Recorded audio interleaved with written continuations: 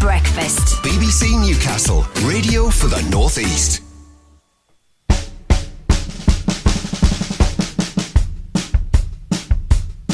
We've got some off-price crack toys to miles and miles of carpet tiles, TVs, deep freezing David Bowie LPs, pool games, gold chains, what's the names, and put some Trevor Francis track suits from a mush and shepherd's bush, no income tax, no VAT. That goes very well, doesn't it? From Portobello Road to markets. It's all thought out. Of course it is. There are around 30 markets in our corner of the North East, from Berwick in the north to Barney, Castle in the south, and you can buy just about anything under a tarpaulin. Now, some of these date back to the 1100s. So these are old markets. Yeah, when you see historic market town, when you're driving into a place on that brown sign, they mean it. But while some markets are bustling, others need help to survive. Now, in Northumberland, for instance, the council was offering incentives of £600 earlier this year for new traders at Blythe Market. And it's Blythe where one group of young people will get a taste of life as market traders today. Lighters £5 for a pound! Right. I can't do it. It's part of the Christmas light switch on. It's going to be great. Well, we're joined in the studio now by some of these potential market traders of the future.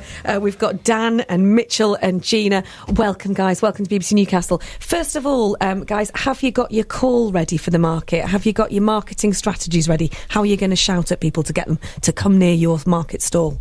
I'm a little more gentle than that. It's a bit more persuasive rather than shouting at people. Nice one, Mitch. I'm not very good at shouting at people. But that's the way to do it. Softly selling. And what about you, Gina? It's more like getting them, like, interacting with it, more like colourfuls and just talking to them. Right, and Dan, for you, what's going to be your marketing ploy to get them to your store? Well, the way to do it is kind of make the stall look, like, vibrant and very colourful so they get attracted to the stall. And would any of you have considered thinking about being a market trader before, Mitchell? I'll ask you that. Is it something that would ever have crossed your mind? So, probably not, but it is quite an interesting thing to try and do. Buying things in, packaging them and then selling them is a really interesting process to be part of. So have you enjoyed the process as well, Gina? Yeah, I've definitely enjoyed it. It's something new. I never thought I'd actually do it, but I'm definitely continuing it. Right, now, you've bought a load of your wares here, so talk us through some of the products that we could be buying at the market from you. Just pick out some things that you've got there and talk us through. Go for it, go on. Okay, so one of the first things we'll have is fudge. Thank you. How much are you talking for that? Probably something like this, £1. I'll give you 50 pence. Yeah, I was about to say. Wait. No, be strong. Say no, £1. That's what you've got to do. Yeah, You've got to be £1. strong. And if you were running a market stall, would you, as a full-time job, how do you think it would be perceived, Dan? Is it a cool thing to do? What do your friends and family think of it? Well, from a background of being down south, because I used to live down south, we did a lot of, like, car boot sales and markets when I was younger. Rodney and Dell. So you're used to it. I've been brought up on it, so it was quite like adventurous and quite fun to do as a young child. And what about the things that put you off? Is there anything that concerns you, Gina? Sometimes people are quite negative against it, but to be honest, that won't stop me. I'll just continue it. What's been the best thing about it for you? All the different events we go to, seeing new people and faces. And do you think it's built your confidence, Mitchell, in terms of sort of meeting new people and chatting to the public? Yeah, definitely. I mean, all the events I do definitely build my confidence, and I mean, I'm quite a confident person now, so it's quite nice. I can hear it. You sound brilliant. It's a fantastic idea. We can chat now to Lynn, who is from Leading Link, which is running the Teenage Market Scheme. She's with us in the studio. Confident young people. How many young people in Northumberland have been involved in this scheme, Lynn? Well, quite a few. But we reckoned about 104 groups have gone through so far, which is about 400 plus young people. And how near to the real life of being in the business is it actually for them?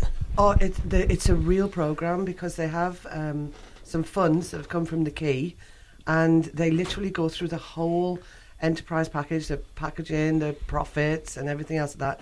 They get to make it, they research their own products. Julie over here orders them all in, and then they actually get to sell it. So it's a complete package, and it's very real. And Neil, you are a man that knows his markets. Neil Brown is the markets manager for Northumberland County Council.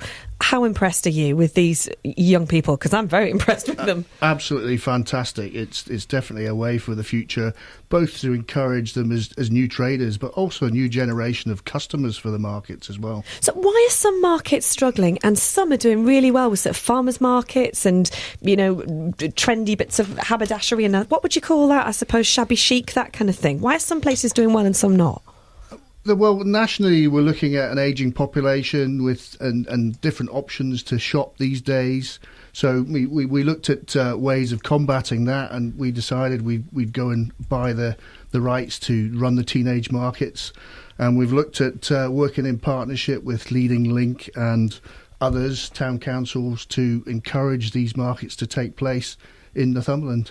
And do you think these guys have got it? Have they got what it takes to run a market stall? Absolutely fantastic. They're great, and we've got the Christmas lights switch on today in Blythe, so with the teenage market, so everyone should come and have a look. Right, very quickly, sell it to us very quickly. Dan, a couple of lines. Why should we come to your market stall? Because it's going to be amazing. You get loads of stuff you're never going to see anywhere else. Excellent. Mitchell? It's fantastic. It's all like by young people, for young people and everyone else. Excellent. Gina? Music, fun, colourful, people around. What couldn't you go for? Oh, you're through to the next round. You marvellous. Me. Apprentices of the future, I tell you. Thank you so much for coming in. Really great chatting to you. Thank you. Great. Markets where you live, let us know about them. How are they prospering? How often do you use them? 0191 232 6565. Days ago, the man's being held on suspicion of the murder of Gaia Pope, who's believed to have known him.